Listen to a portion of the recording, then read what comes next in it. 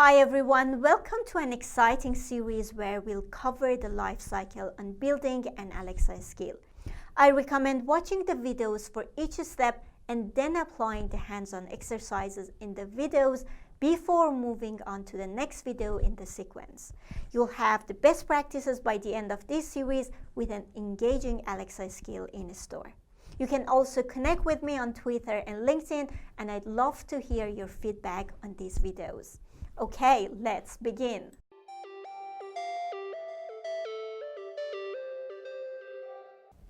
Hi everyone, thanks for joining us today. My name is Ozzy. I'm Alexa Developer Evangelist from ANZ, and today I have a special guest. I am Anna. I'm a UX writer that works with Ozzy, and I mainly do design documentation, and I teach developers how to design skills. Yep, cool. So today we are going to talk about retention. Retention is when you want users to keep coming back to your skill and use it. Like having lots of users and customers is amazing, but what you want is for them to have a motivation to come back and use it over and over. And today we are going to share lots of tips and information of how to evaluate your skill against some of the parameters and some of the tips just to take your skill to the next level. So let's cover a few things. So engagement versus retention. Yeah, so this is, they're kind of mixed up a lot. Engagement is just really, it's typically the total number of customers, but it doesn't actually refer to customers that come back. That's the retention part. So retention is kind of that stickiness, right? So customers want to keep coming back and keep using that skill. And that's really what we're going to focus on today. So less engagement and more about that sticky retention. Indeed, we want both, but for today, we'll just talk about retention. So the chart that we see here, we really don't have a lot of skills up in that high upper right quadrant, the high engagement, high retention. That's kind of what we're going to tell you some steps today on how you can kind of get into that upper quadrant with your skill. So there's a few different things that kind of motivate humans to, be attentive and want to use your skill. And there's a professor at Stanford, Dr. Frog, who made this behavior model, which essentially outlines on the x-axis the person's ability. So that's their willingness to actually use the skill versus the friction for using that skill. So if you make it harder for them to use it, it's less likely that they're going to use it. So anything under that curve in that graph is not going to work. It's just too much friction, and the person really doesn't have any interest in wanting to do it. So you have to make things easy for people, and you have to make it interesting, right? So you have to give them something for all their time, because time is valuable. So that's where triggers are involved. And we're going to talk about a bunch of different triggers today on how you can kind of lower your friction and kind of get people to want to use your skill again and again. So speaking of that, there are some characteristics of retention. Skills that retain customers well have three different characteristics. The first one is low friction. We want to make it easy for people to use their skill. The second one is high quality content, which is pretty important for the skill. And the last one is mechanism that trigger repeat usage. You want people to keep coming back to your skill, and you need to have some mechanism to make that happen. And I'm going to talk about all of this in a bit, but we call this FCT framework. The first point to talk about is about the friction. And friction is can manifest itself in a number of different ways. So the first step in optimizing a skill to increase retention is eliminating sources of frictions in the experience. Over repeated usage, minor things in the experience will deter customers from coming back to the skill in the future. So they can be functional bugs, usability issue, invocation issues. If you are just doing account linking where it is not necessary, you just need your name or something which is not that important for the skill, but you are asking them to go through the account linking process, which is unnecessary. Recognition, the language model issues, like they're saying something and your skill is not well tailored to that. And if the user play with your skill once or twice and they see all of these issues, they probably won't try that again. And yeah, you kind of increase the friction on them, right? I mean, that's what it sounds like, that, you know, if you are asking further information, that's just too much friction, and maybe you just need to take that out, right? Exactly. And like even confusing or poorly prompted or responses, like you have an intention of asking things, but you haven't worded properly, and it's just opens it up for people to say things in a way that your skill is not tailored to take care of, and it's another way for people to derail from the natural form of conversation.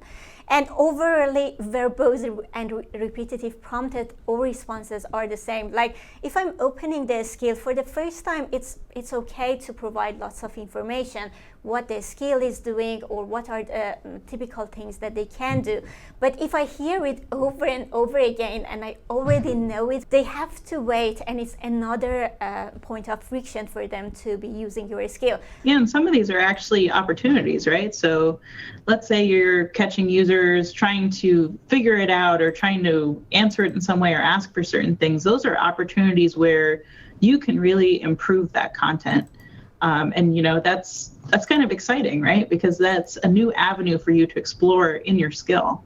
Next one is all about content. Content is your asset. You want to work on it and make sure it's of a high quality.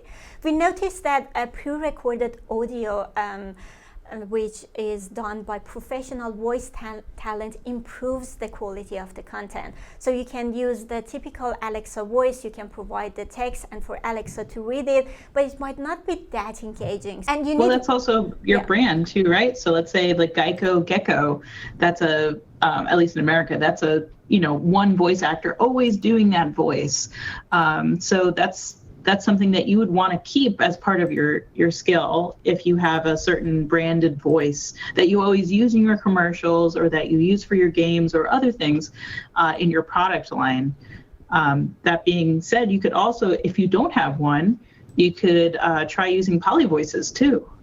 Exactly. We have like 27 different characters in Poly, so they are in different accents.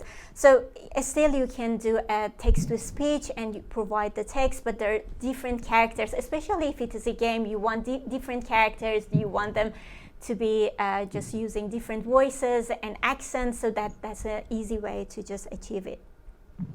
And the next one for the content is being relevant, like having a relevant content, and it should be personalized. So when people interact with the skill, we learn things about them, what they like, what they dislike, what features they used before. So after a while, we should be able to tailor the skill based on all of those preferences.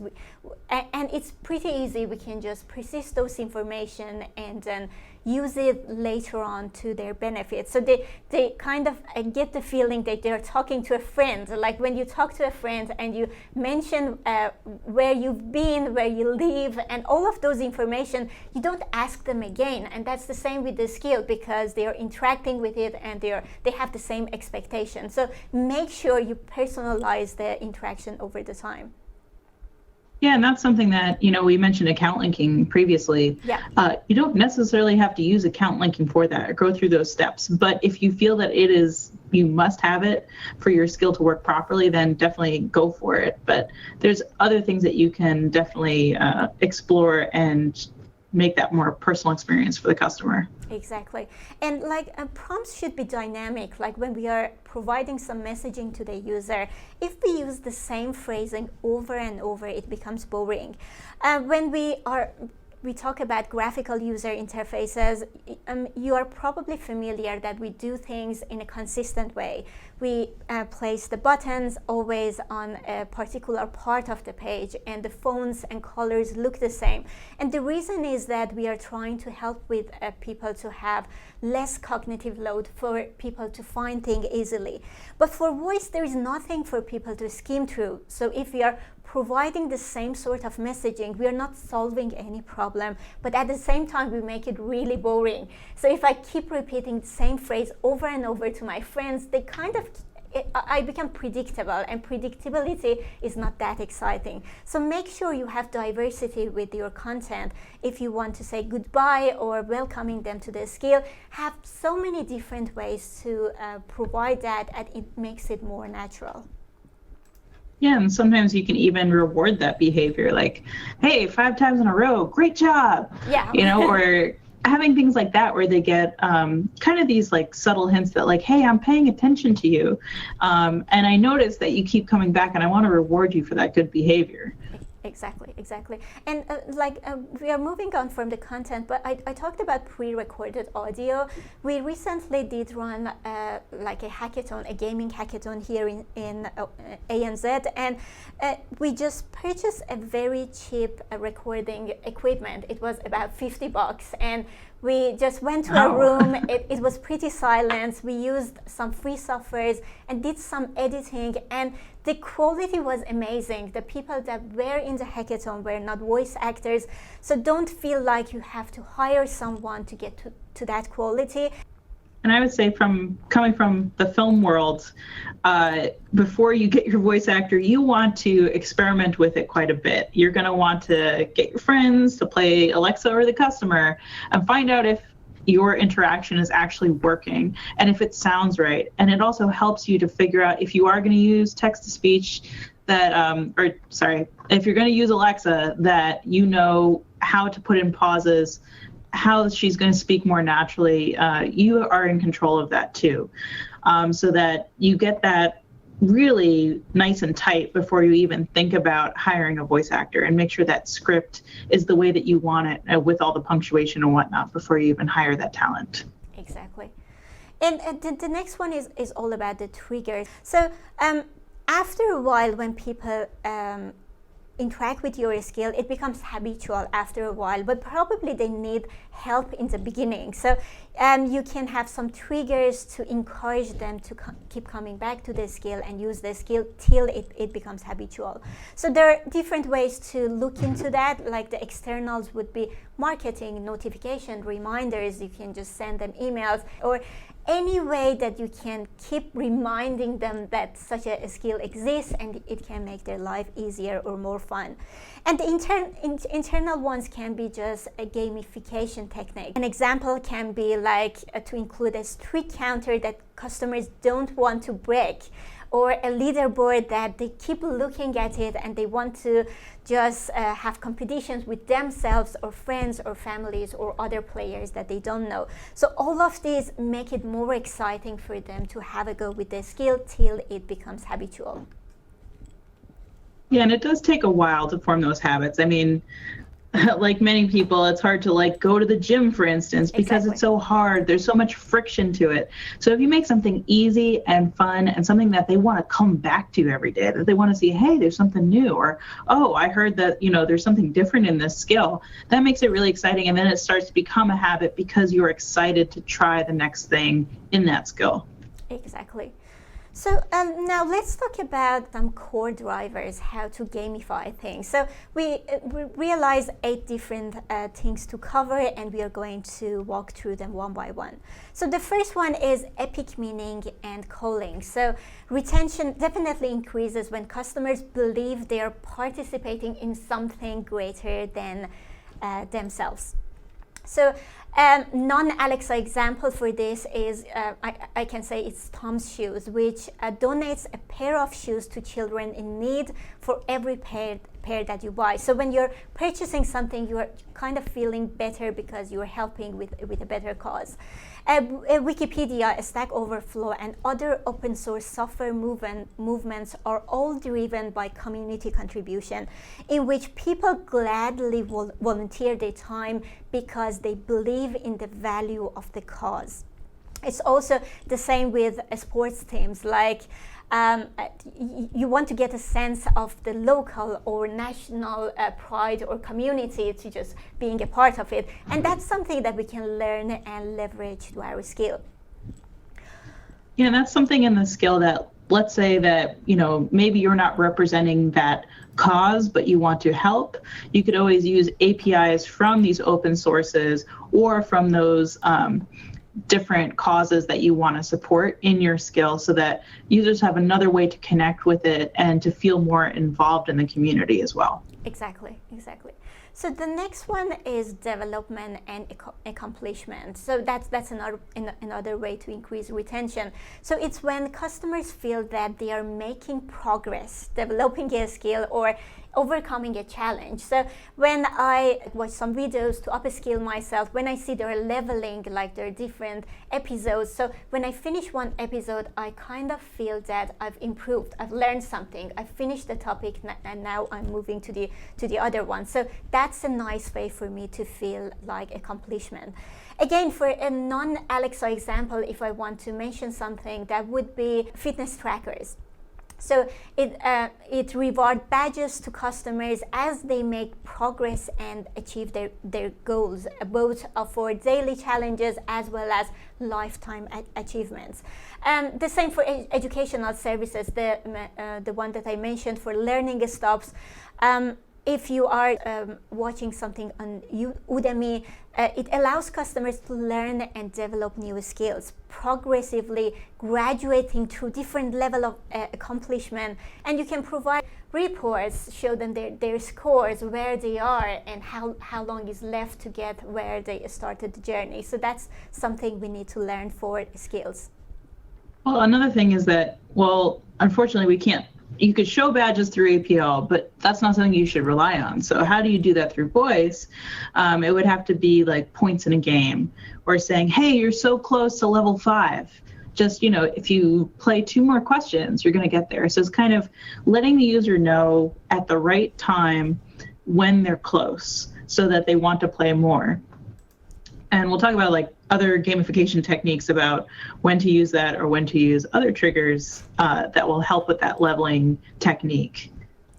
Exactly. And the thing is, also reinforcing positive behavior is a good one. So if they're moving through the stages of whatever they're doing with the skill, we can acknowledge it with our voice, and that's another way to motivate them to keep going.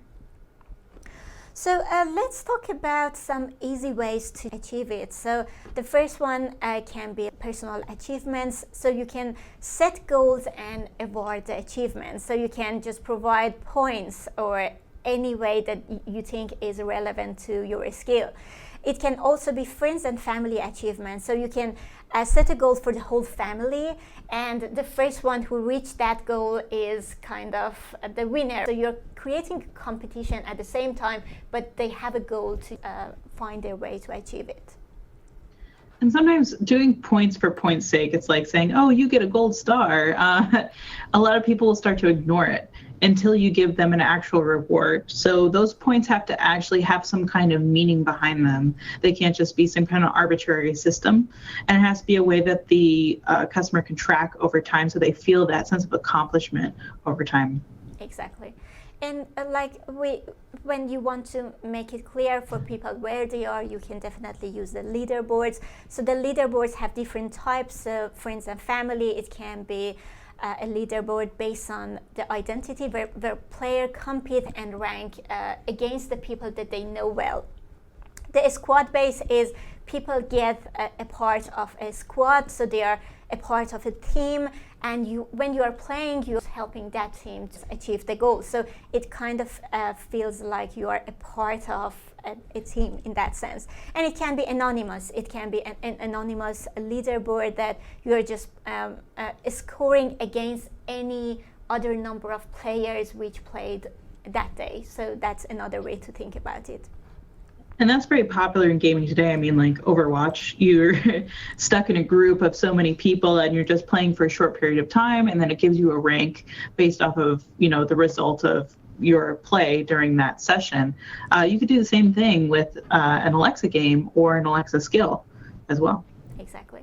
So the next one is creativity and feedback. You can provide opportunities for skill users to provide their own creativity and see the results and receive feedbacks of the options they make during the skills. So for a non-Alexa example, the things that we've seen in software industry is Instagram and Snapchat. Both of them allow customers to express their creativity through photography and just effects, captions, art, music, creative writing, and so many other things, and they can just express themselves in a different way. And for the skill, it's the same. Like you can just provide the skill in a way that it's an adventure story. There are different paths, and they can build the characters. So it's up to you to be creative and allow your users to become creative as well. And this is also a way that you could actually tie in ISP very nicely, because let's say you have a character in a story and they're given, let's say, a weapon or a shield. You could have different entitlement options for different weapons. Maybe they want the diamond sword instead of the steel sword. It's like a nice way for them to tailor and to level up the character and to make it more personal, so they really feel like they're a part of that story that they're playing. Exactly. And the next one is about ownership and possession. Like if people own something, they want to own more, and they want what they own to be valuable. So that's something that we can see as a motivation for people to use this skill. So for you can think of loyalty programs, when like people just get airline miles, credits, or points where they can consume it later on, and the more they use their skill, they get more of these points and credits. And I kind of think of this one as like almost like a couponing mentality of people who are investing lots of time in it. And so they feel like they own it more because they've invested so much time, and they don't want to stop now. They're kind of on this streak that they don't want to, ruin in some ways. And they keep seeing rewards coming back to them and building on that. And those kind of folks have a lot of loyalty to whatever skill that they're playing, because they see that result. Exactly. And the next one is the social influence. So retention increases when customers feel a sense of acceptance, social response, championship, competitions, or just they just want to have a social influence and be a part of the community. One skill that I've seen was like Magic Door. It's a skill you just make choices and go through different paths of a story, but they have a website, and for that website, they shape the community around it. So I've seen that people share tips of how to pass through one of the stages, and people learn it and they want to add their own tips and tricks to the community. So that was a nice way for that game to be more popular in a sense. Well, we also have it. So if you have a brand and you already have social media accounts, this is another thing to add to the arsenal, right? So this is another thing that you can add to that, say, hey, we built this new feature in our skill. This is another way you can interact with these characters, the product. And so that's kind of like a nice way to round out those external influences. For example, with Alexa Blueprints, when you create a blueprint, you can also share it with your friends and they can share it with theirs. So they have a link to your blueprint that you make. Similarly, for developers, that's a really great way to get your name and your brand out there and get people really using it and then commenting back and saying, hey, I really love this thing. Exactly. And like exercise applications like Fitbit encourage friendly competition between customers as well when they work towards a certain goal. So that's the way they are using the social influence. And applying this core driver for a customer skill may be involving tapping into the existing social features. There is a Fitbit challenge, and this skill is providing some help to go through that social challenge. It can be adding leaderboards to games with elements of competition or social engagement. So you can use all of this to make it easier for people to invest in their skill. And easy experiments, things that you can apply to your skills, can be a call to action in voice for social. So you can use Twitch, Snapchat, post to the Facebook. So the sample I used for the Magic Door, they had a Facebook page and they were using that to just gather people and have a community over there. And the other one, it can be like a multiplayer. So for your game, the multiplayer can be real time, it can be async, it can be with people they know, with friends and family, or just someone randomly around the globe.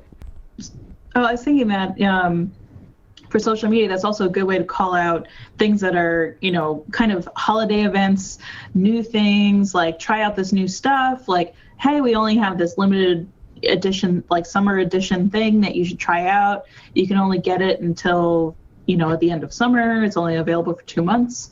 And that also gets people kind of like, hey, what is this thing? Like, I've never played it before, but it seems pretty cool. Look at all these people playing it.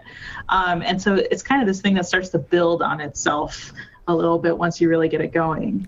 Yep.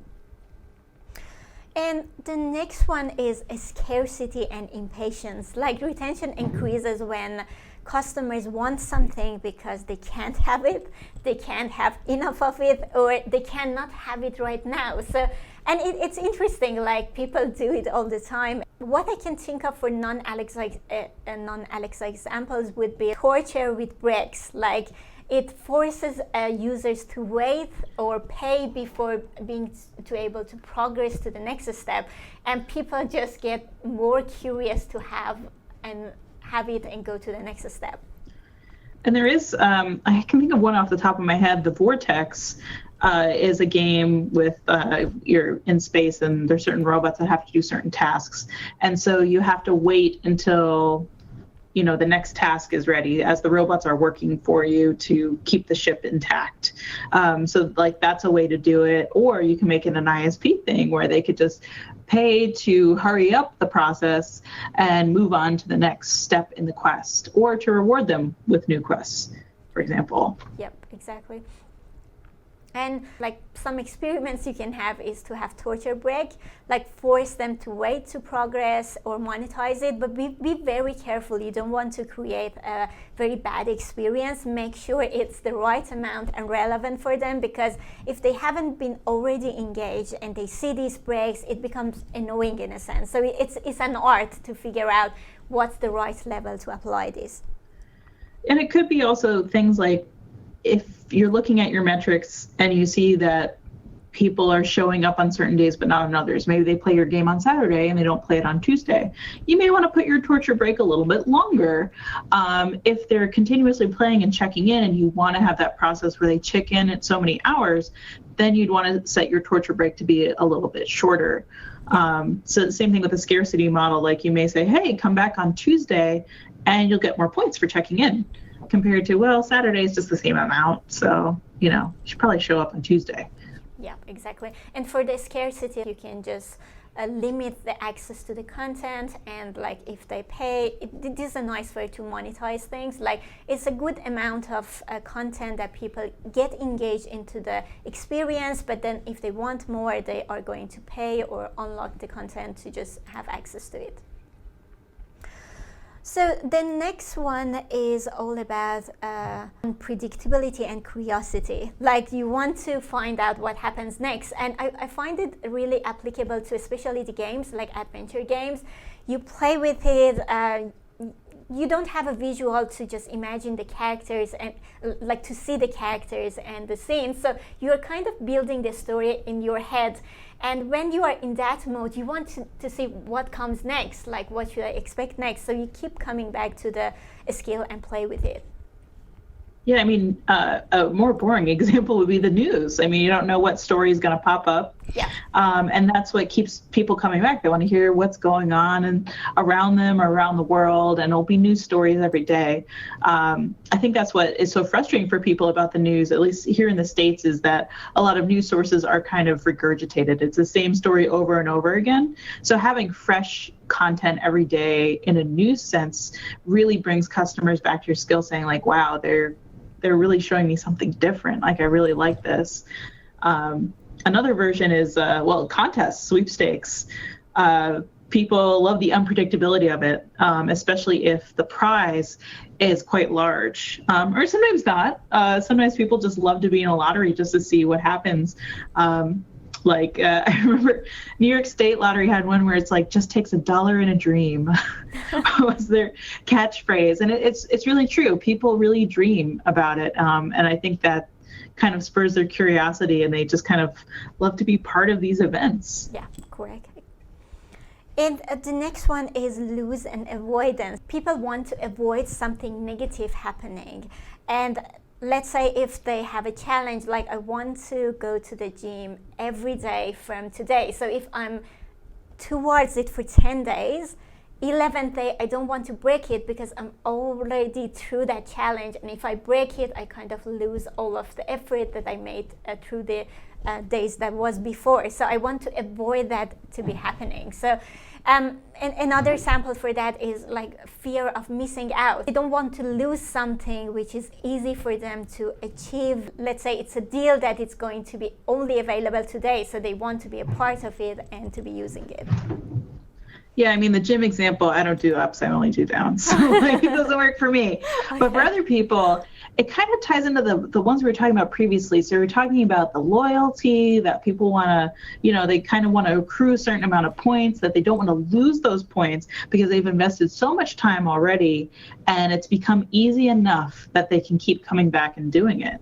And then part of that is the, we talked about the unpredictability and their curiosity to get more points on top of that. So they kind of want to keep that streak going and keep that loyalty going to that product. Exactly. And an easy experiment for that is to do streaks, like reward customers for repeat users and punish them for breaking them. So you need to think how it is applicable to your use case for what your skill is doing, and that's a nice way to provide retention.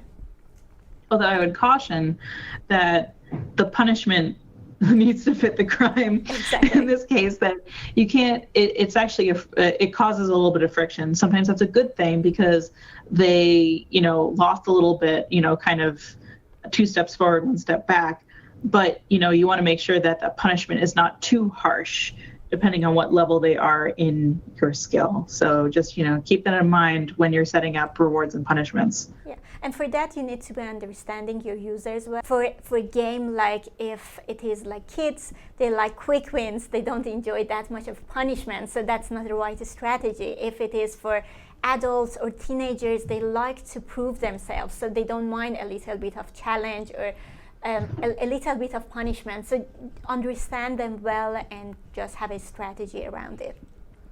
Yeah, and for kids, for example, sometimes they're a bit sore loser, so it's sometimes good to actually give them a couple chances instead of just doing the punishment right away. So like if you still wanted to have like, hey, you lose a point, you could at least have them try, like they get a second chance to try, and that will sometimes help them through that and feel like, oh, okay, well that's fair. I tried twice and I didn't get it.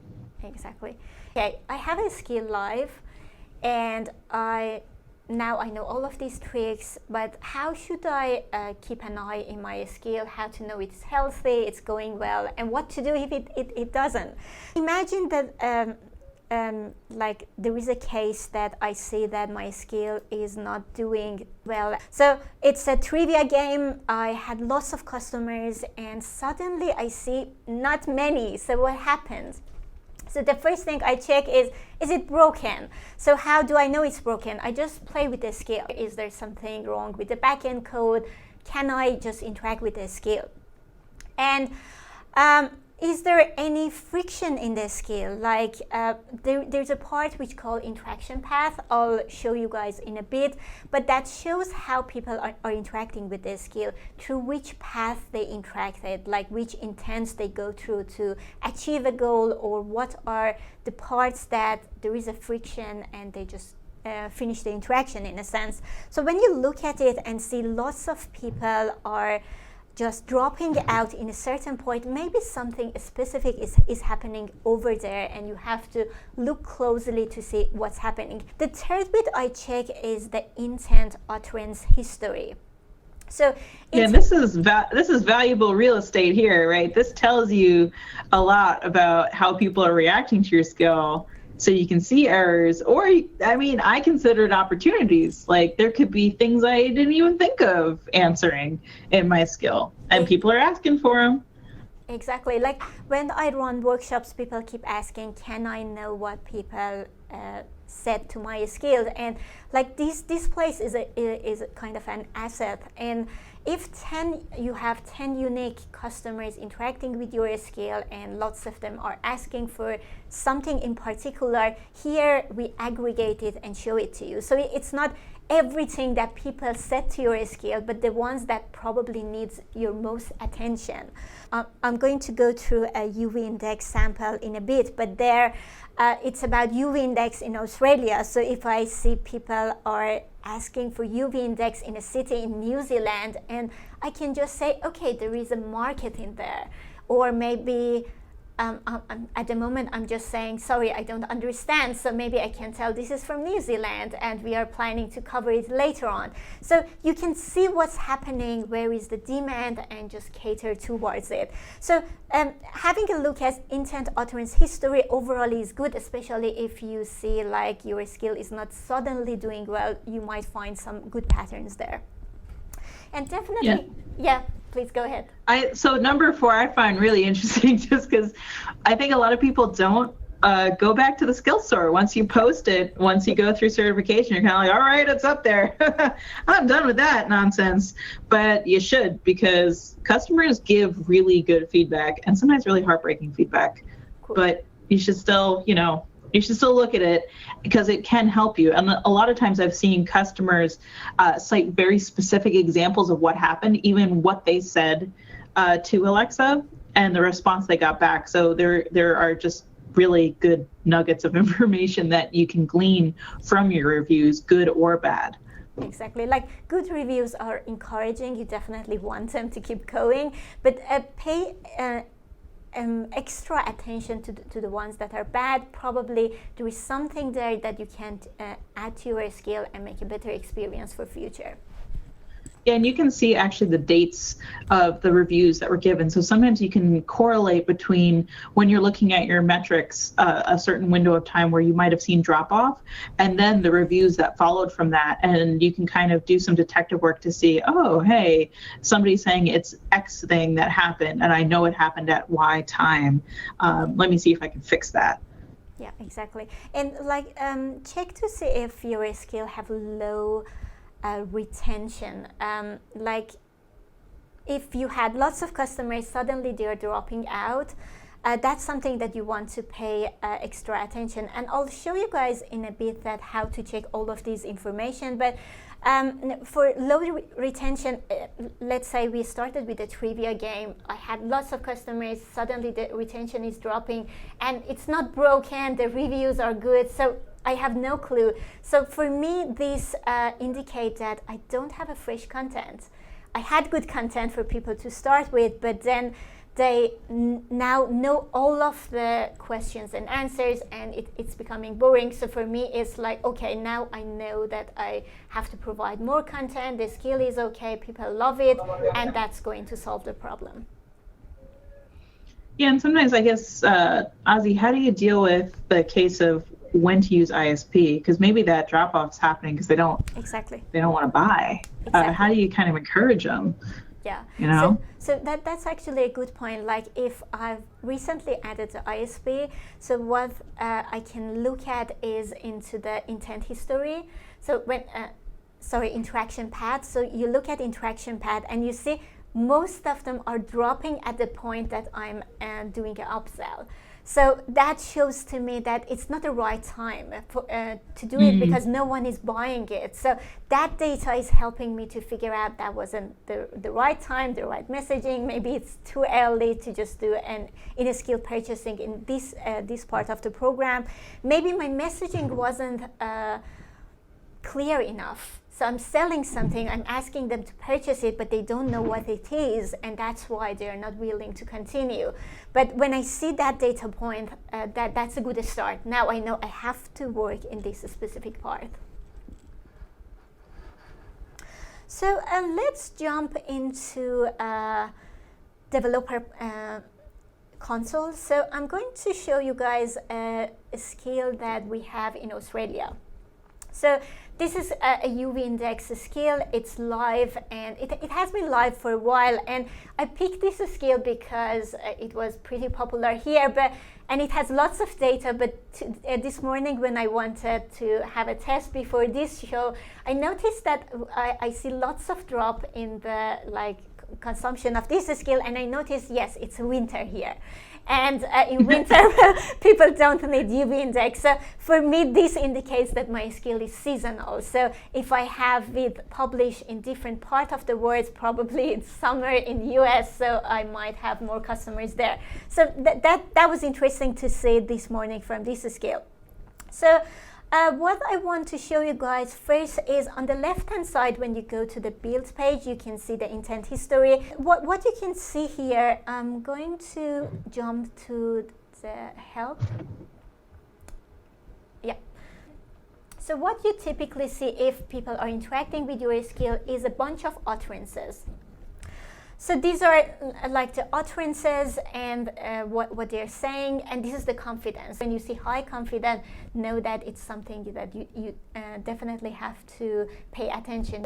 For the UV index, what I was saying is that people said New Zealand, so that was interesting for me. We are not covering that. This skill is not covering that. So I mentioned to the developer, it looks like there is a demand for just covering it in that market. The other thing, yeah. There was like a good example was there was an animal sound skill. Yeah. And we looked in the history for that one, and it was like a bunch of kids were asking for make a Pikachu noise. Oh, okay. Which Pikachu is not a living creature and probably should not be using Nintendo's Pikachu noises, but it would be a good opportunity to put in an Easter egg, being like, hey, Pikachu is kind of a mythical creature, so I only have animal sounds for living creatures. Do you want to hear about a rabbit instead? Or something like that. Yeah, exactly. So let's go to the analytic part. So at the top, you can see that we have this section, which is analytics, and you can see more data here. So the first thing I usually look is the summary. So in the summary, you can see like information about the sessions, the unique customers that you have. You want to know how many people are using your skills. Yeah, that's more the engagement part, right? Exactly. So seeing how many total, but I would caution you, be careful about the time frame you're looking at. You don't want to look at too short a time frame. You kind of want to look at it as like, kind of over the month or the lifetime of the skill, and seeing your progress kind of charted over time. Yeah, exactly. And like at the top, you can see, you can check the data for today, yesterday, 7 days, 30 days, or a custom range. And it provides some information, like you had this much drop month to month. And considering this is a UV index for like in a winter season, I'm not surprised. So my skill is seasonal. If it wasn't seasonal, there is something going on here. Well, Ozzy, I would still use it because I burn to a crisp even in winter. Yeah. So I always need sunscreen. Yeah. Well, my favorite one on this is the interaction path. I think that one is really fascinating. That's a really cool chart. Exactly. So when you look at it, like you can just provide a range of time that you are looking into. And here it says, okay, people are starting with the launch request. What % of them are just going through providing their postcode when they started? They just hear the UV index, and so many different paths that they go. So it might take so this is a simple skill. If it is more complex, it might be harder to read the interaction path here, but there are heaps of a pattern you can see for how users are interacting with your skill, and you can improve it based on this. And the main thing to look at in this one is the red waterfalls. So the red waterfalls indicate when somebody's dropped off the path, when they're not interested. And some of these are natural, right? Like if they say, Alexa, close, exit, stop, that's going to cause that red waterfall to show up. And that's, pretty natural for a skill. But you want to look for those waterfalls that are end abruptly when they should have reached the end of the path. So usually like 5 or 6 turns. Exactly. Mm-hmm. And then let's have a look at other parts. Like we have the customers. So this is a good diagram about the unique customers. It's per day. You can just have a look and see how many unique customers you have per day. Definitely you want to be the higher than you can. And you can look at the patterns. If it is kind of dropping or if it is doing well in a day, you want to dive deep and see what was special about this day. Was there an event happening around this day? Can I just add more features around this specific event? So any data that you see here is pretty valuable. And definitely some information about the sessions. There are heaps of different diagrams that you can look into it. And when you're looking at these diagrams, like we have this page which is all the information about what's happening in the analytics. I highly recommend to go through it, read it properly. You might not need to use all of these diagrams that is available for you. The data is there and it might provide some value to you. So this is like there's also so that's inside the tech docs. There's also a couple of different pages in there, which yours truly wrote, about ISP as well. So it goes into detail about which you're not going to see in the UV skill, but when you do add payment methods and when you add in different products, you can then have those tracked for free in the metrics for you. And that's a good page to read through, as well as how to set up your account and do all that kind of stuff. So that's all in the tech docs with really great examples that you can see of like how it should look and how you can read it. Exactly. And like the important ones that you want to look at is definitely like the customers, the total number of unique customers that access your skills. The intents, you want to just get some information about your unique customers per intent, total utterances per intent, or like fail intent, and any information about those specifics. The retention is very important. Again, I can't emphasize, you want lots of customers, but you want them to keep coming back to your skill. So that's a very important factor of a success for your skill. And I would even say, like, these are the ones that we give you that, we're already tracking for you. But these aren't the only things you can track. So you can do your own tracking, kind of create your own spreadsheets if you're tagging things through like CloudWatch, for instance. Like I know a lot of people tag different errors that way to see if they pop up. So they can flag those and kind of watch through the logs and see in CloudWatch how many times that's being triggered, and it helps them mitigate any sort of problems that they have in their skill. So you can make kind of custom business analytics on your own in your skill that kind of expand upon these that we already have ready for you. Exactly. Like there are heaps of analytic frameworks which is available and people are using it. Have a look, see if you can benefit from those as well. So these are available easily from the console, but nothing stops you to just log it yourself through your code or just use all of these tooling and analytics. But it's very important, especially when you get serious about your skill. You want to see how it is going, how to improve it, so you need data to be able to make educated decisions. And I think at the end of it all, really, it's about experimentation, right? It's about experimentation and testing.